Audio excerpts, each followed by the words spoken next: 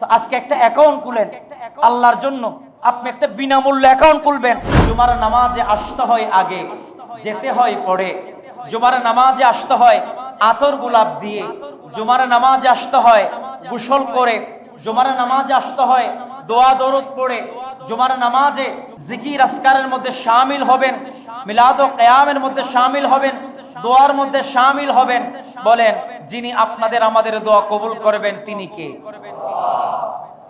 জুমার নামাজের পরে 5 ওয়াক্ত নামাজ আছে না নাই? আজকে আমরা আলোচনা করব 5 ওয়াক্ত নামাজ নিয়ে। যেহেতু আল্লাহ বলেন আইনামা তাকুনু ইউদরিকুমুল মাউত ওয়ালাউ কুনতুম ফি বুরুজিম মুশাইয়াদা, তুমি যেখানেই থাকো মৃত্যু নামক বাহনটা সেখানেই তোমার কাছে চলে যাবে।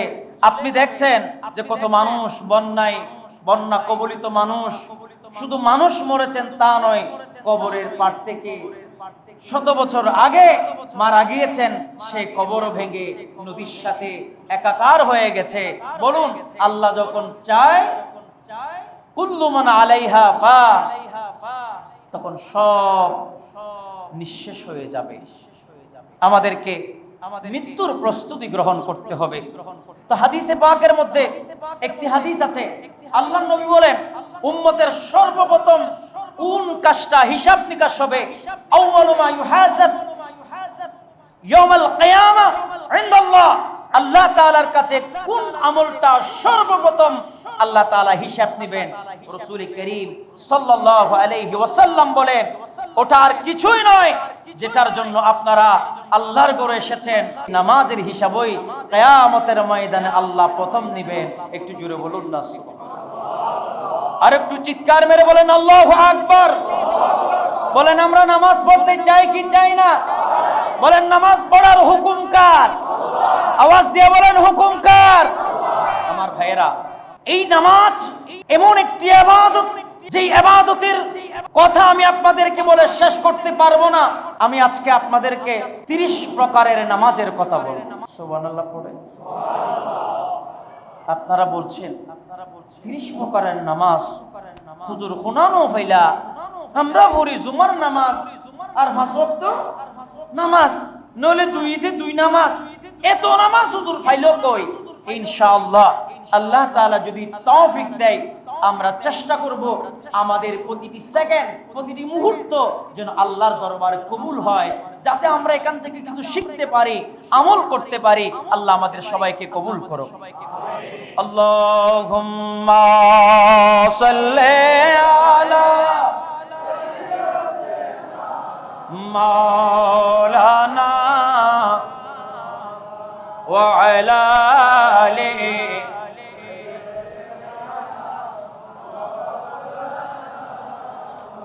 যেখানে তাকো যেতাই তাকো নবীর দরুদ ছাইড়ো না, নবীজির দরুদ না ছাড়িলে নবীজি তোমাদের ছাড়বে না। আল্লাহুম্মা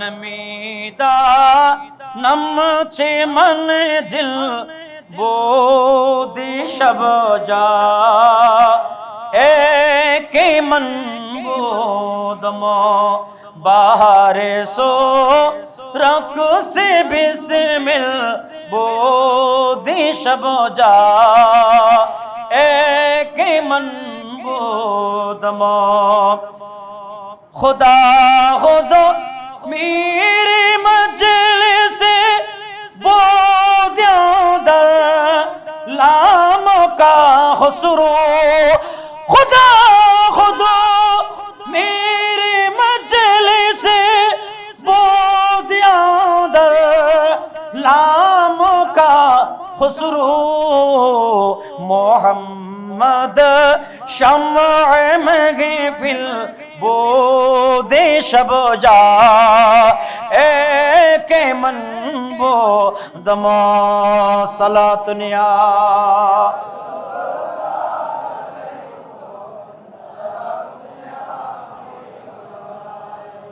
গভীর মনোযোগ। আজকে 5 ওয়াক্ত নামাজের কথা বলবো, সাথে 30 প্রকারের নামাজের কথা বলবো। বলে হুজুর সময় তো কম, অল্প সময়ের ভিতরে আমরা চেষ্টা করব জুমার নামাজ থেকে আল্লাহর কোরআন, আমার আল্লাহ বলেন মানুষ যেখানে থাকুক না কেন, যে অবস্থায় থাকুক না কেন, মানুষকে ইন্তেকালের প্রস্তুতি নিতে হবে। আর আমার আল্লাহ বলেন ও বান্দা, তোমার হায়াত তো 100 বছর, 200 বছর, 300 বছর তুমি পাবে না। তুমি হায়াত পাবে 30 বছর, 40 বছর, 50 বছর। ওই নবীর মতো, অন্যান্য নবীদের মতো 1000 বছর হায়াত পাবে না।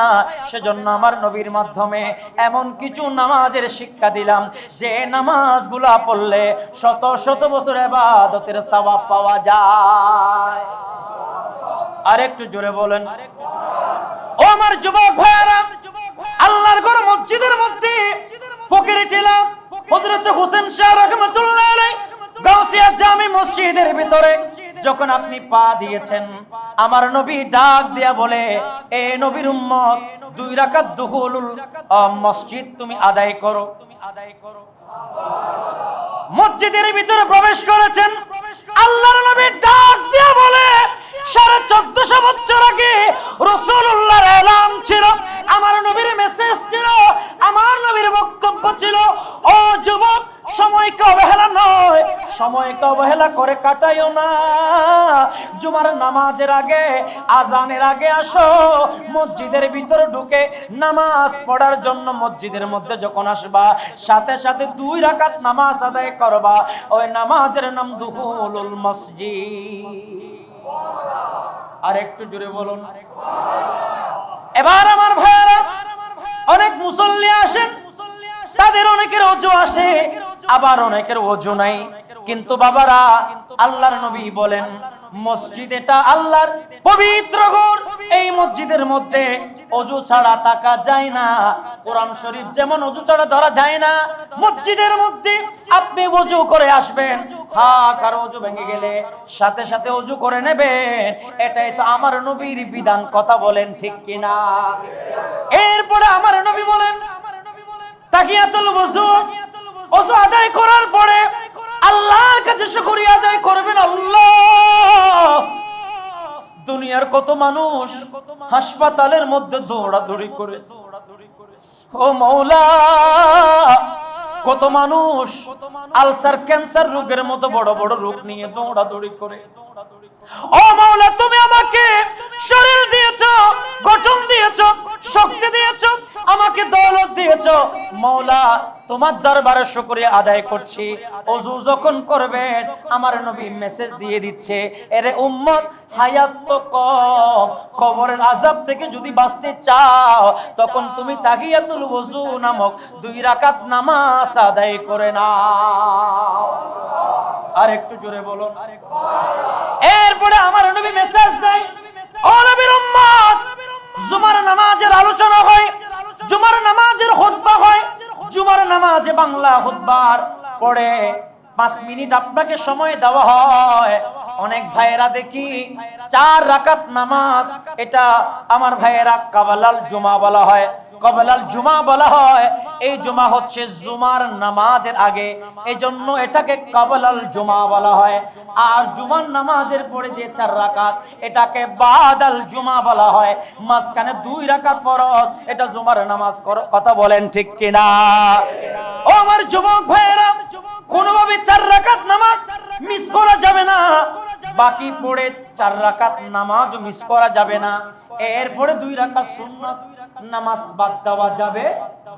এখন তো আপনারা অনেক নামাজ পেয়ে গেলেন, একদিকে দুহুলুল মসজিদ পেলেন, তাহিয়াতুল ওযু পেলেন, কবলাল জুমা পেলেন, জুমার নামাজে 2 রাকাত ফরজ পেলেন, এরপরে 4 রাকাত কবলাল জুমা পেলেন, 2 রাকাত সুন্নাত পেলেন। আর একটু জোরে বলেন না। হঠাৎ করে দেখা যায় জুমার নামাজে হুজুর একটু এলান করে দেন, আমার চাচা ইন্তেকাল করেছে, হুজুর আজকে জুমার নামাজের পরে জানাজা হবে, এটাও তো নামাজ, এটাকে বলা হয় জানাজা। কথা বলেন না কেন, এটাকে কি বলা হয়? জানাজা নামাজ। তো জানাজার নামাজে আমার ভাইয়েরা আমরা নিয়ত বাঁধি, কিন্তু সেখানে রুকু সিজদা নাই, কিন্তু সেখানে তাকবীর আছে কয়টি? বলেন না কয়টি? মাঝখানে দোয়া আছে না নাই? বলেন না আছে না নাই? এই জন্য আমার যুবক ভাইয়েরা, আমি আপনাদেরকে এই যে সমস্ত নামাজের কথা বলবো, ওই সমস্ত নামাজের নিয়তগুলা আমি একদম রেডি করে এনেছি। আমাদের নজরুল সাহেবকে কারো যদি প্রয়োজন হয়, হুজুর আমি ঘরে গিয়ে নামাজ পড়বো, নামাজের নিয়ত তো জানি না, আপনাদের জন্য 30 প্রকারের নামাজের নিয়তগুলো আমরা রেডি করে রেখেছি। বাংলা উচ্চারণও আছে, আরবিও আছে। আজকের জুমার বয়ানটা আমরা চাইলে আপনাদেরকে পিডিএফ এর মাধ্যমে আমরা চাইলে দিতে পারি। একজন যুবক মোবাইল নেই এমন কোন যুবক নেই, মোবাইলের মাধ্যমে সে হোয়াটসঅ্যাপের মধ্যে সেটি নিতে পারে, সে দেখতে পারে, আমল করতে পারে। তাকদীর থাকলে আল্লাহ যদি তার তাকদীরে রাখে, পিডিএফ দেখতে দেখতে 2 রাকাত নামাজ তো আল্লাহ পড়াই কেউ পারে। সুবহানাল্লাহ পড়েন। যদি এমনও সুযোগ থাকে যে একজন মুসল্লি বলেন, হুজুর আমি একজনেই 20 কপি 30 কপি ফটোকপি আমি করে দেব, তাহলে আমরা আগে থেকে পিডিএফ পাঠিয়ে দেব, এটা ফটোকপি হয়ে যাবে, জুমার নামাজের ফাঁকে ফাঁকে আপনারা নিয়ে নেবেন, এটাতে আমল করবেন। বলে হায়াত কম, আমল বেশি করতে হবে, আমাদের সময় কম, এটা বিদ্যুৎ গতিতে আমাদের হায়াত চলে যাচ্ছে। আজকের দিনেও যদি 2 রাকাত নামাজ পড়তে পারেন, এটাই হবে আপনার জীবনের সফলতা। মিথ্যা কথা, বানোয়াট কথার ভেতরে, বানোয়াটি জিন্দেগির ভিতরে 2 রাকাত নামাজ যদি আপনি পড়তে পারেন, এটাই আমার আপনার জীবনের সফলতা। আপনাকে রাগ করছেন? আমার কথায় গুসা হচ্ছেন? আমি আপনাদেরকে বুঝাতে চাচ্ছি যে এই নামাজের কথা বলছি। অনেকে বলবেন, হুজুর আমি যে নামাজ পড়বো, মাশাআল্লাহ আপনারা তো অভিজ্ঞ, আমি অত্যন্ত শ্রদ্ধাভরে আপনাদেরকে স্মরণ করছি এই জন্য যে এখানে শিক্ষিত মানুষ বেশি। আলহামদুলিল্লাহ আমাদের অনেক তরুণ সমাজ তো আছেনই, মুরব্বী সমাজ মাশাআল্লাহ যেই নামাজের কথা বলবো, এই নামাজগুলোর সাথে তারা অনেক আগেই পরিচিত। সুবহানাল্লাহ পড়েন।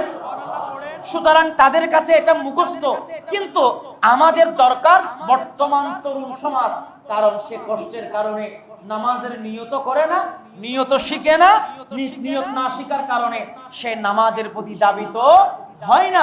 এজন্য তরুণদেরকে বলবো, কারো যদি এই নামাজের নিয়তগুলা প্রয়োজন আপনি নেবেন, এগুলা নিয়ে শিখবেন। এখানে আরবি নিয়ত আছে, বাংলা উচ্চারণও আছে, শিখে নেবেন। যে আমি যে আজকে জুমার নামাজ পড়ছি, জুমার নামাজের নিয়তটা যদি কেউ জানে, তখন নামাজের আগ্রহ বাড়ে না কমে? একটু কথা বলেন। আচ্ছা বলুন, সূরা কেরাত যদি আপনি পারেন, সূরা কেরাত যদি আপনার ঠিক থাকে, বলেন নামাজ পড়তে ভালো লাগে না খারাপ লাগে? মাঝে মধ্যে অনেক মুসল্লিদেরকে প্রশ্ন করি, ভাই আপনি নামাজ পড়েন না কেন? বলে আমি তো সূরাই জানি না, কেরাত জানি না, দোয়া জানি না, রুকু সিজদায় কি দোয়া পড়ে সেটা জানি না। আমাদের উচিত তাদেরকে টেনে তোলা, আমাদের উচিত তাদেরকে প্রশিক্ষণের ব্যবস্থা করা। এই জুমা এটা হচ্ছে সবচেয়ে শ্রেষ্ঠ প্রশিক্ষণের জায়গা। কথা বলেন ঠিক কিনা? আল্লাহুম্মা সাল্লি দেনামো আরে নাবিয়েনা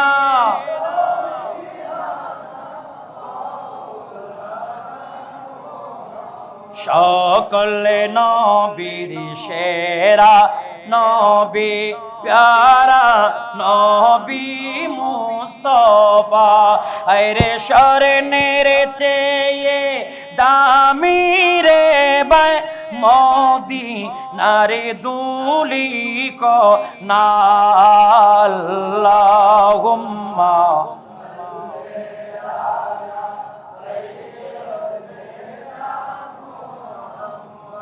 আরে নাবিয়েনা।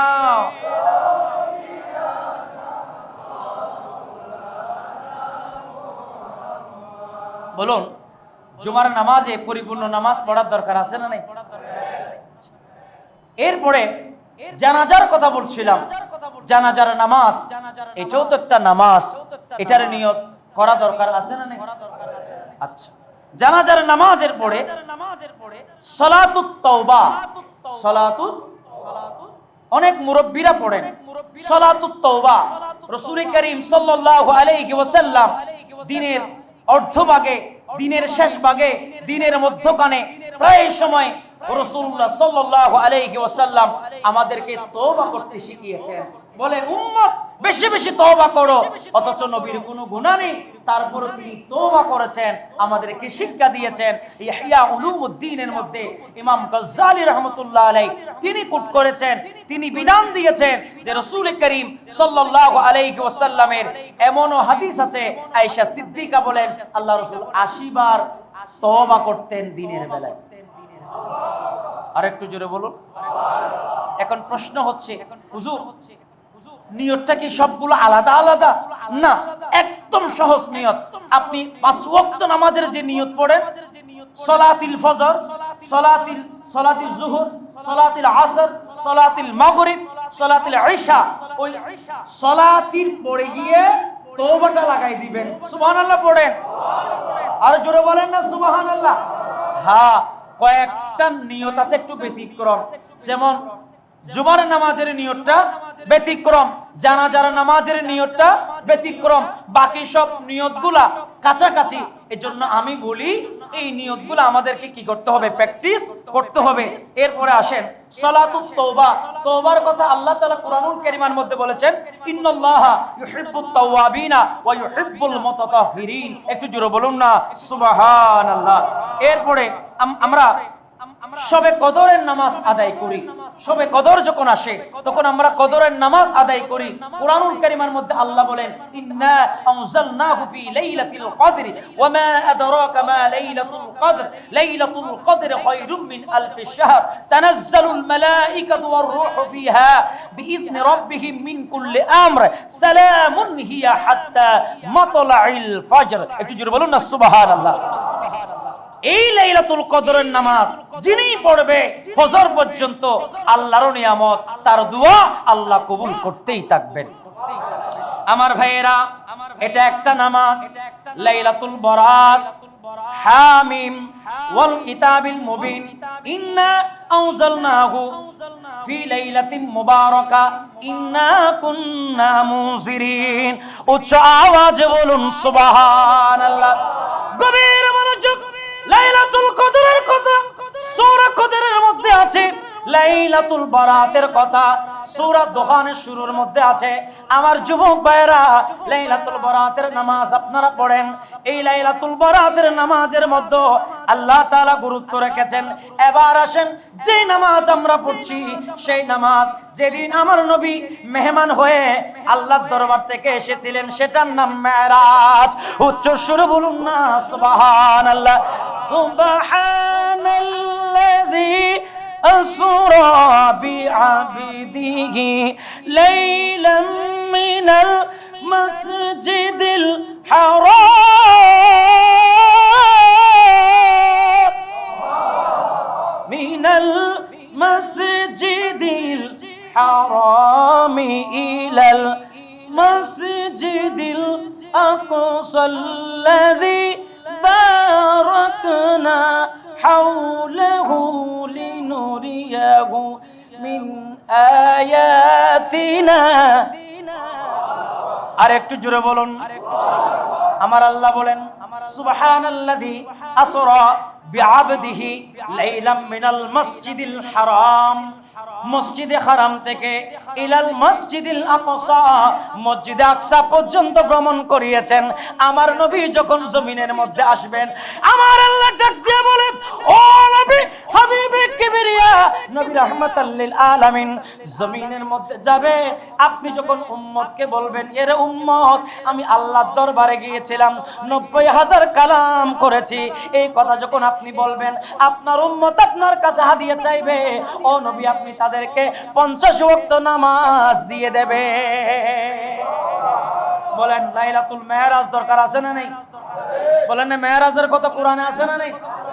এরপর আমার ভাইয়েরা, সালাতুল খুসুফ, চন্দ্রগ্রহণের নামাজ।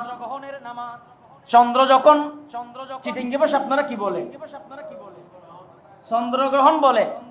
চাঁদরে যখন ও চাঁদরে গন্না ধরে, হ্যাঁ কোন নাকি ভাই, চাঁদরে গন্না ধরে, চাঁদরে গন্না ধরলে হাঁটাহাঁটি করা লাগবা।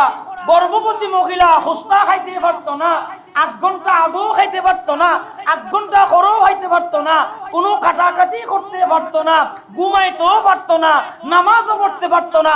এই বিধান আপনাদেরকে দিয়েছেন কে? এগুলো সম্পূর্ণ ইসলাম বিরোধী কথা, বলেন ঠিক কিনা? এগুলো যদিও বা আমাদের আগেকার মুরব্বীরা বলেছিল, কিন্তু আমাদেরকে বুঝতে হবে সালাতুল খুসুফ এই নামাজ রাসূল করিম সাল্লাল্লাহু আলাইহি ওয়াসাল্লাম যখন চন্দ্রগ্রহণ হতো, সূর্যগ্রহণ হতো, তখন রাসূলুল্লাহ যাই নামাজে দাঁড়িয়ে নামাজ আদায় করতেন। আপনারা মেয়েদেরকে এই কথা বলেন না কেন? আপনারা বলেন রান্না করা বন্ধ করতে হবে, কাটাকাটি বন্ধ করতে হবে, দৌড়াদৌড়ি করতে হবে। রাসূল যেটা বলেছে সেটা আপনারা বাদ দিয়ে কুসংস্কার আমার সমাজে প্রবেশ করতেছে, কথা বলেন ঠিক কিনা? আজকে এই সফর মাসে সবচেয়ে বেশি কুসংস্কার কি জানেন? এই সফর মাসটা আরবি মাসের দ্বিতীয় মাস। আরবের সময়ে এই মাসটাকে আপনার কি মাস বলা হতো? দুঃখ দুর্দশার মাস বলা হতো জাহিলি যুগে। মানে এই মাসটা নাকি বড় বিপদ আসে, এই মাসে নাকি অনেক বড় বিপদ আসে। এই ধরনের কথাগুলা যুগ যুগ ধরে 1400 বছর ধরে এটা প্রচলন আছে। কথা কি বুঝতে পেরেছেন? আমি আবার এটা নিয়ে গবেষণা করলাম যে আল্লাহর কোরআন কি বলে। দিস ইজ অফ কোরআন, কোরআনুল কারীম আমাদেরকে কি শিক্ষা দিচ্ছে? কোরআনুল কারীমের সূরা আশ-শুরার 30 নং আয়াতে আল্লাহ বলে, ওয়ামা আসাবাকুম মিন মুসিবাতিন ফাবিমা কাসাবাত আইদিকুম ওয়া ইয়াফু আন কাসীর। জোরে বলুন না সুবহানাল্লাহ। আপনি বিপদ আসলে আল্লাহ বলে বেশি বেশি আমার জিকির করো, আর দুনিয়ার মানুষ বলে হাঁটাহাঁটি করো, দুনিয়ার মানুষ করে রান্না বান্না বন্ধ করো, খানা পিনা বন্ধ করো। ইতা হরা যাইতো না রে ভাই সাহেব, দুনিয়ার মানুষ কিতা হয় অতা শোনা যাইতো না, কোরআন সুন্নাহ জিতা হয় ইতা মানা হইতো, কথা হই না ঠিক কিনা? কোরআনুল কারীমের মধ্যে সূরা নিসার আরেকটা আয়াত আছে, মা আসাবাকা মিন হাসানাতিন, যেটা আজকে আমি খুতবার মধ্যে পড়েছি, মা আসাবাকা মিন হাসানাতিন ফামিনাল্লাহি ওয়া মা আসাবাকা মিন সাইয়্যাতিন ফামান নাফসিক। যাই হোক, মধ্যখানে আমার মুরব্বি কি বলবো বাসি, ওনাকে 1 মিনিট পরে যাবেন, একটু করে বসে 1 মিনিট পরে যাবেন। গত জুমায় বলতে চেয়েছিলাম এই বিষয়টা, আজকে একটু আপনাদের জ্ঞাতার্থে আমি বলবো যে রাসূল করিম সাল্লাল্লাহু আলাইহি ওয়াসাল্লামের এক সাহাবী, তার নাম আবু দাহদা। নাম কি? আবু দাহদা। রাসূল একদিন এক মজলিসের মধ্যে বললেন যে যার ভাগের সম্পত্তি, কারো সম্পত্তি ঢুকে গেছে, আজকের দিনে যদি কেউ এতিমের হকটা তার জায়গা থেকে বের করে দিতে পারে। কথা কি বুঝতে পেরেছেন? আপনার বিছায়, আপনার জায়গায় 1 ইঞ্চি 2 ইঞ্চি 1 ফুট 2 ফুট 1 ঘন্টা 2 ঘন্টা জায়গা, আস্তে আস্তে খুস্তা মানুষ আছে শুধু শুধু ইটা ঠেলে, রাতের বেলায় হইলে কিতা ওই দেওয়াল ঠেলে, ঠেলতে ঠেলতে কিতা আরেকজনের জায়গা 2 হাত 3 হাত নিয়া লাইছে, এরকম জায়গা আছে না? আরেকজনের জায়গা মারি খাই আছে না? রাসূল কয়, এ তোমরা সবাইরে কইয়া দিতেছি, আজকের দিনে যদি কোনো এতিমের জায়গা কেউ বের করে দিতে পারে, আমি রাসূল বললাম তার জন্য জান্নাতে একটা গাছ তৈরি করা হচ্ছে। হযরতে দাহদা যখন এই কথা শুনলেন, দাহদা বলে, ইয়া রাসূলুল্লাহ, আমার একটা 600 গাছওয়ালা একটা বাগান আছে রাসূলুল্লাহর কদমে। আমার নবী সাহাবী হযরতে দাহদা গোটা বাগানটা রাসূলুল্লাহর কদমে দিয়ে দিলেন। দেখেন দানশীলতা কি জিনিস। আরে হযরতে দাহদা রাদিয়াল্লাহু তাআলা নূরকে আল্লাহর নবী বলছিলেন এতিমের সম্পদের কথা, কিন্তু দানের কথা বললে মানুষের হৃদয়ে রিঅ্যাকশন করে, মানুষের ভিতরে একটি আপনার কাজ করে। কি কাজ?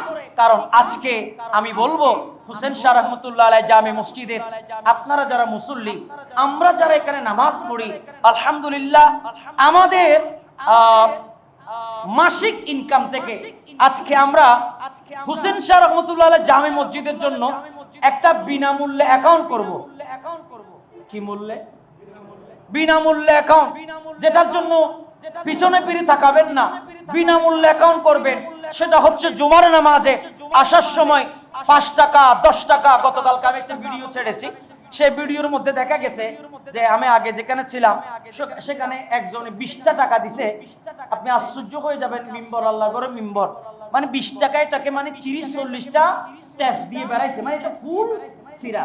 ওই টাকাটা মসজিদের মধ্যে দান বক্সের মধ্যে দিছে। আচ্ছা বলেন, এটা যদি আমার আল্লাহর দরবারে আল্লাহর সাথে ঠাট্টা করার নয় কি? কথা বলেন, কথা বলেন। এই সিডা ফারা টাকা, 2 টাকার কয়েন, 1 টাকার কয়েন, হ্যাঁ আপনার থেকে নেই, না দেওয়ার চেয়ে 1 টাকা দেওয়া বেটার। আপনার 1 টাকা এই মসজিদের জন্য অনেক কিছু। আপনার 5 টাকা, আপনার 10 টাকা, আপনার 20 টাকা, আপনার 100 টাকা, আপনার 1000 টাকা এই মসজিদের জন্য অনেক কিছু। এজন্য হযরতে দাহদা রাদিয়াল্লাহু তাআলা যেভাবে দান করেছিলেন, আমি আপনাদের খেদমতে আরজ রাখবো, আজকে একটু মন খুলে, দিল খুলে জুমার নামাজে আসার সময় ভাববেন, আমি আল্লাহর জন্য একটা আজকে অ্যাকাউন্ট করলাম। এই অ্যাকাউন্টে আপনি যখন একটা যে কোনো ব্যাংকে অ্যাকাউন্ট খুলতে যাবেন, সেখানে 1000 টাকার কমে অ্যাকাউন্ট করতে পারবেন? তো আজকে একটা অ্যাকাউন্ট খুলেন আল্লাহর জন্য। আপনি একটা বিনামূল্যে অ্যাকাউন্ট খুলবেন। আমরা আল্লাহর জন্য যতটুকু পারে, দুতলায়, 3য় তলায়, বাহিরে যারা আছেন, আমরা আল্লাহর জন্য অ্যাকাউন্ট খুলবো। আল্লাহ আমাদের সবাইকে কবুল করুক। মেরাজের নামাজ, যে নামাজ আল্লাহর নবী মেরাজ থেকে আমাদের জন্য এনেছিলেন, একটু জোরে বলুন না সুবহানাল্লাহ।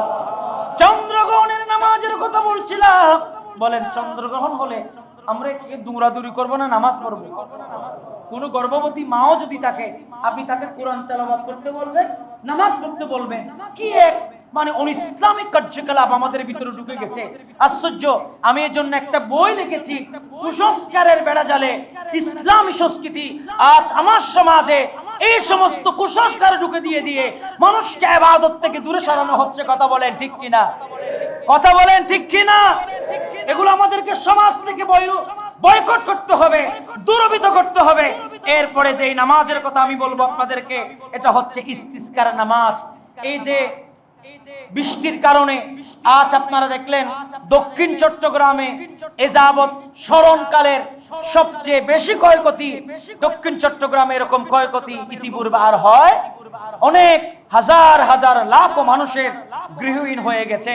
আমরা দেখি বাঁশখালী, সাতকানিয়া, পেকুয়া, কক্সবাজার, অনেক জায়গায় রাঙ্গামাটি, অনেক বান্দরবন সহ অনেক জায়গার মধ্যে ক্ষতিগ্রস্ত হয়েছে।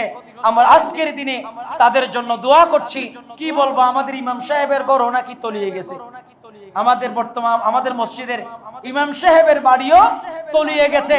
কারণ ঘর ছিল ওই গুদাম ঘর। কি ঘর? মাইট্টা গুদাম। এই মাইট্টা গুদাম যারা ছিল সবার ঘরটা কি হয়ে গেছে, এরকম ভেঙে গেছে। তো ইস্তিসকার কথা বলছিলাম, আমি মূলত অন্যদিকে যেতে চাচ্ছি না। কারণ ইস্তিসকার নামাজ কখন পড়া হয়? যদি রোদ বেশি পড়ে, মানে আমাদের বৃষ্টির প্রয়োজন। সুবহানাল্লাহ। রাসূল করিম সাল্লাল্লাহু আলাইহি ওয়াসাল্লাম সাহাবায়ে কেরামদেরকে শিক্ষা দিলেন, ইস্তিসকার নামাজ পড়ে দোয়া করো। আলহামদুলিল্লাহ, এরকম অনেকবার আমরা দেখেছি বড় জামাতে যখন ইস্তিসকার নামাজ পড়ে দোয়া করা হয়, যে এটা রাসূলের যুগ থেকে ছিল।